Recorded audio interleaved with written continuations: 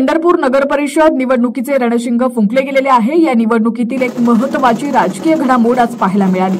भारतीय जनता पक्षासमोर मोठं आव्हान उभं करणाऱ्या तीर्थक्षेत्र विकास आघाडीच्या उमेदवार डॉक्टर प्रणिता भगीरथ भालके यांच्या प्रचाराचा आज रविवार दिनांक 23 नोव्हेंबर रोजी श्री विठ्ठल रुक्मिणी मंदिरासमोर असलेल्या श्री संत नामदेव महाराज पायरीसमोर नारळ वाढून औपचारिकरित्या शुभारंभ करण्यात आला।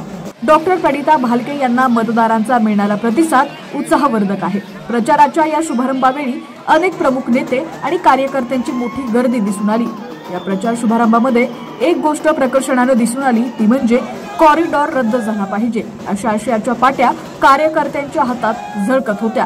विठ्ठल मंदिर परिसरातील नागरिक आणि व्यापाऱ्यांनी भालके यांच्या उमेदवारीला पाठिंबा दिलाय। कॉरिडॉरमुळे जवळपास 700 घरं बाधित होण्याची शक्यता असल्याने येथील लोकांनी भालके यांना पाठिंबा देऊन कॉरिडॉर विरोधी आपला आवाज बुलंद केलाय।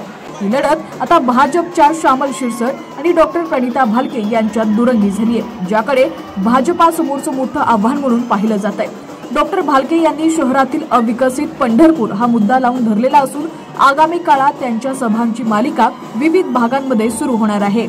अधिकच्या अपडेटसाठी पाहत रहा HPN मराठी न्यूज।